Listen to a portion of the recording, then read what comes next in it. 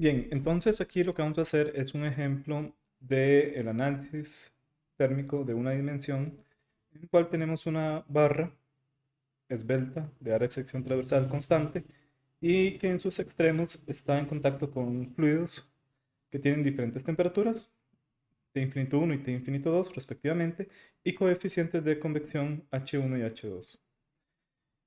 Acá la diferencia es que vamos a hacer un análisis en régimen transitorio, ya no en régimen estacionario.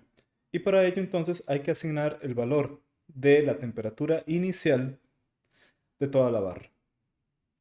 Entonces aquí pueden ver los parámetros del problema, T infinito 1, T infinito 2, el T inicial, el largo, la difusividad térmica, etcétera, etcétera.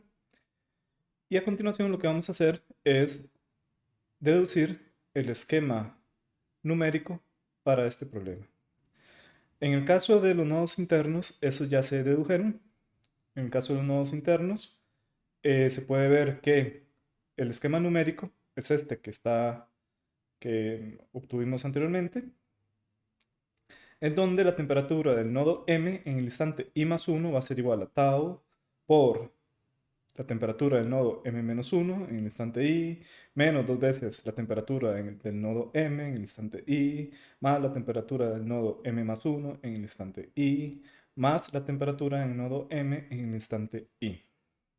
Entonces lo que tenemos que hacer ahora es deducir el esquema numérico o la expresión de la temperatura de los nodos extremos. Entonces para eso lo que hacemos es deducir un volumen de control y aplicar el principio de conservación de energía, es decir, la primera ley de la termodinámica.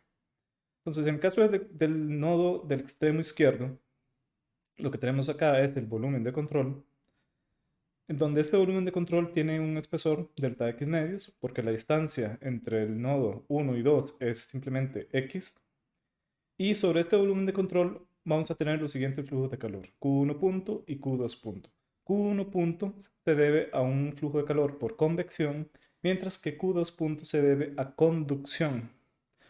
Entonces, lo que planteamos es la conservación, el principio de conservación de energía, es decir, la primera ley de la termodinámica, y así obtenemos esta ecuación. Del lado izquierdo de esta ecuación es la misma forma o tiene la misma estructura que analizamos en el caso de la barra en régimen estacionario. Entonces dijimos que este flujo de calor Q1 punto iba a ser igual al coeficiente de convección H1 por el área de sección transversal por la diferencia de temperatura del fluido I de este nodo en el instante I más por ley de Fourier, el flujo de calor Q2 punto va a ser igual al coeficiente de conducción por el área de sección transversal por la diferencia de temperaturas de estos dos nodos en el instante I dividido entre la distancia entre estos dos nodos que es delta x. Y aquí la novedad es que en el lado derecho ya no va a ser igual a cero. ¿Por qué? Porque ahora esto va a ser un análisis en régimen transitorio.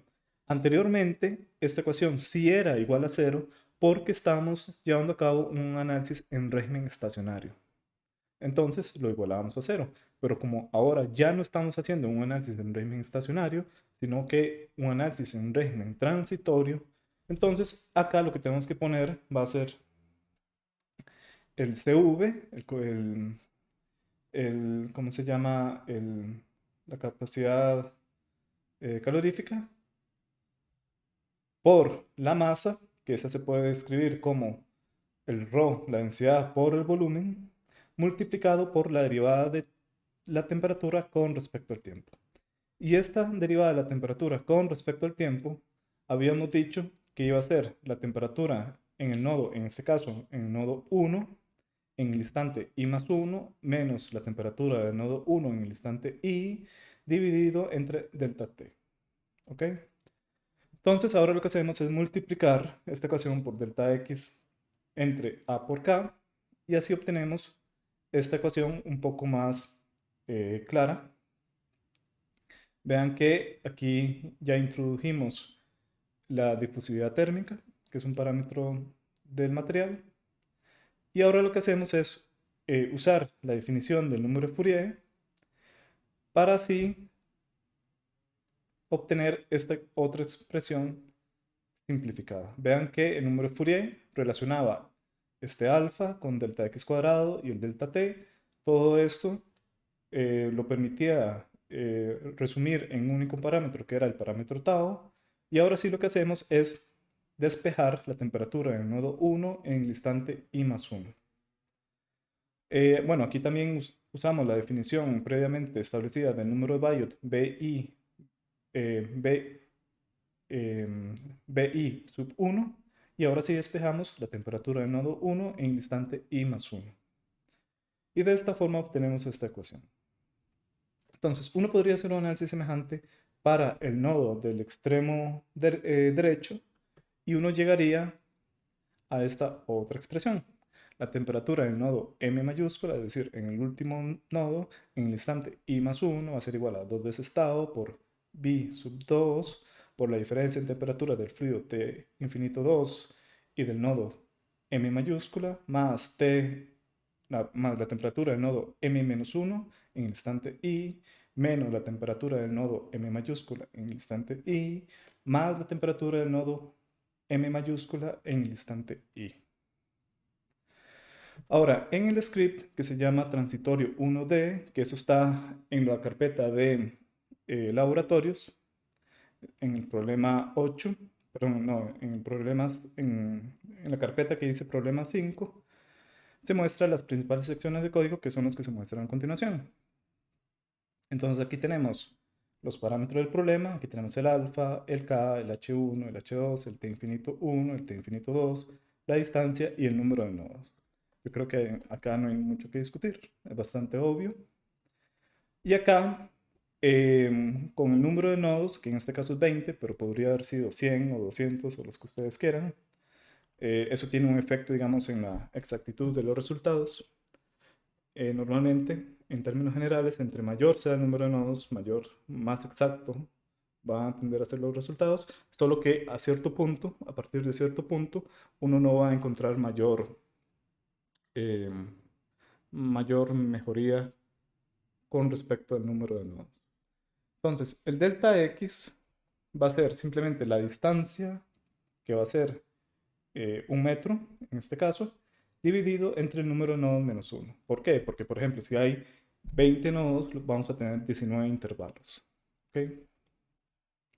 Este de t va a ser digamos, el incremento, el intervalo de tiempo, en intervalo de incremento de tiempo, que en este caso son 50 segundos, el tiempo de simulación son 25.000 segundos, y aquí lo que hago es definir un arreglo que se llama tiempo, que va desde 0 hasta el tiempo de simulación, es decir, va de 0 hasta 25.000 en incrementos de 50, que es de t. En esta otra renglón lo que tenemos es una matriz, y digo que es matriz porque esto va a ser, llama a la función ceros y recibe dos argumentos, y por lo tanto esto va a ser una matriz, en donde el número de filas va a ser el número de nodos y el número de columnas va a ser la cantidad de elementos del arreglo tiempo. ¿Ok? Aquí yo defino el número de Fourier, que va a ser el alfa por dt entre el cuadrado de delta x. ¿Ok?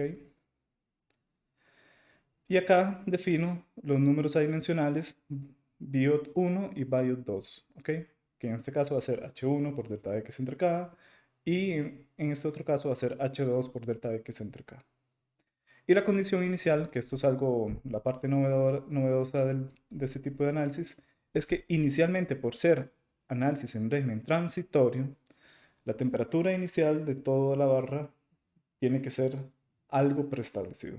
Entonces, lo que estoy diciendo acá es que todos los elementos del instante 1, es decir, de la condición inicial, va a ser igual a 20. ¿Okay? Y por último, en esta línea que está acá, lo que yo defino es el arreglo de la variable espacial. Entonces, linspace lo que me hace es generar un arreglo que va desde 0 hasta distancia, es decir, hasta 1, y el número de elementos que va a tener este arreglo va a ser el número de nodos. ¿Ok? Ahora, cuando uno ya ingresa al bucle for, vean que este bucle for va desde 1 hasta la cantidad de elementos del arreglo tiempo menos 1, y así entonces se inicia estableciendo las condiciones de frontera. Vean que esta variable t va a ir de 1 a 2, a 3, a 4, y así hasta el penúltimo, digamos, por ejemplo, si el arreglo tiempo tiene 50 elementos, entonces va a ir de 1 hasta 49. ¿Ok? Entonces, en esta línea que está acá, lo que quiere decir esto es que la temperatura del nodo 1 en el instante t más 1, entonces, por ejemplo, si t es 1, eso sería en el instante 2, va a ser igual a esta expresión que tenemos acá. Ti, es decir, la temperatura del nodo 1 en el instante i más 1, va a ser igual a 2 veces tau por el número Biot 1 por la diferencia de temperaturas T infinito 1 y la temperatura del nodo 1 en el instante I, o en el código sería en el instante T, más la temperatura del nodo 2 en el instante I, o lo que es lo mismo en el código en el instante T, menos la temperatura en el nodo 1 en el instante I, más la temperatura en el nodo 1 en el instante I. Luego, la temperatura del último nodo en el instante t más 1 va a ser igual a 2 veces tau por Biot 2 por la diferencia de temperaturas t infinito 2 menos la temperatura del último nodo en el instante i, o en el código sería en el instante t, más la temperatura del nodo penúltimo en el instante i, lo que en el código sería en el instante t, menos la temperatura del último nodo en el instante i, o lo que es en el código en el instante t, más la temperatura del último nodo en el instante i. Y de esta forma entonces quedan establecidas las condiciones de frontera. Ahora, para los nodos internos, esta expresión ya se había determinado, que era que la temperatura del nodo m minúscula en el instante i más 1 va a ser igual a tau. Entonces vean que aquí aparece tau por la temperatura del nodo m-1, lo que aquí sería i-1, en el instante t, menos 2 veces la temperatura del nodo m, en el instante i, más la temperatura del nodo m-1, en el instante t, más la temperatura del nodo m, en el instante i.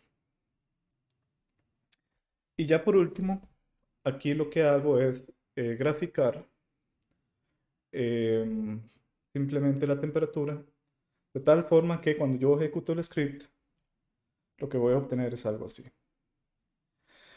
Entonces, lo que observan aquí es la evolución con respecto a al tiempo de la temperatura en función de la distancia X. ¿Ok?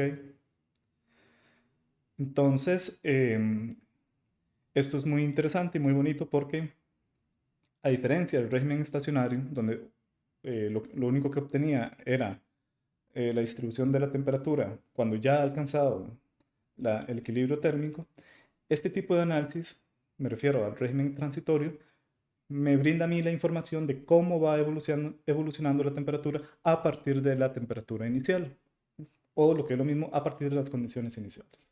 ¿Ok? Entonces ahora lo que vamos a ver por último va a ser el análisis en 2 dimensiones.